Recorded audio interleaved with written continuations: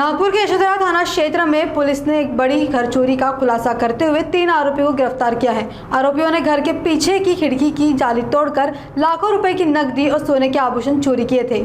CCTV footage के विश्लेषण और गुप्त सूचना के आधार पर पुलिस ने 3 आरोपियों को हिरासत में लेकर पूछताछ की, जिसमें उन्होंने चोरी की वारदात कबूल कर ली। पुलिस ने आरोपियों के कब्जे से 1,76,500 रुपए नकद, 6 तोले सोने के आभूषण और चोरी के पैसों से खरीदी गई एक वेंटो कार समेत कुल 10,64,500 रुपए का माल बरामद किया है। यशोधरा नगर पुलिस मामले की आगे की जांच में जारी है।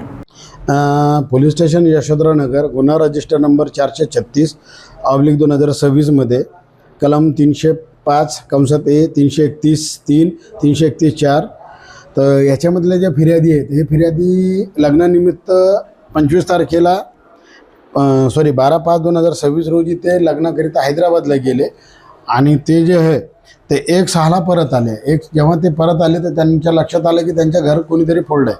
तेव्हा त्यांनी 2/6ला आपल्या पोलीस स्टेशनला तक्रार दिली। तक्रार दिल्यानंतर पोलीस स्टेशन यशोधरा नगरचे तपास पथकातले PSI कंसे व त्याच्या टीमने तांत्रिक विश्लेषणाच्या आधारे म्हणजे त्या परिसरात काही फुटेज होते, ते फुटेज बघून त्याच्यामध्ये जे त्याच भागातील राहणारे मोहम्मद नूरू उर्फ अंपायर नसरुद्दीन अंसारी, सलमान खान वल्द इकबाल खान व मोहम्मद फैजल मोहम्मद फैयाज अंसारी राहणार सर्व कुंदनलाल गुप्ता नगर नूरी मस्जिद जवळ पोलीस स्टेशन यशोधरा नगर यांनी सदरचा गुन्हा केल्याचे त्यांच्या तपासात निष्पन्न झाले, म्हणून त्यांना ताब्यात घेतले। ताब्यात घेतल्यानंतर त्यांच्याकडून 1,76,000 रुपये रोख, 5,88,000 रुपयाचा किमतीचा 6 तोळे सोन्याचे दागिने आणि 3 लाख रुपये किमतीची वेंटो कार जी आरोपीनं चोरीच्या मुद्देमालातून विकून त्याच्या पैशातून ती घेतली होती, ते आम्ही तपास हे जप्त केली आहे।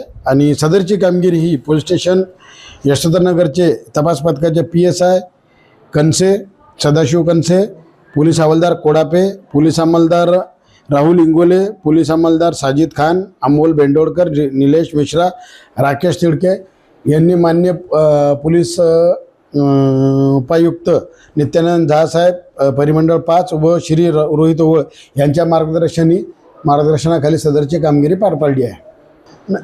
सदर प्रकरणामध्ये आरोपीच्या ताब्यातच सगळं मुद्देमाल होता। फक्त त्यांनी काही माल म्हणजे जे रोख रक्कम होती त्या रोख रकमेतून त्यांनी गाडी खरेदी केली होती। आपण ती गाडी जी आहे जप्त केली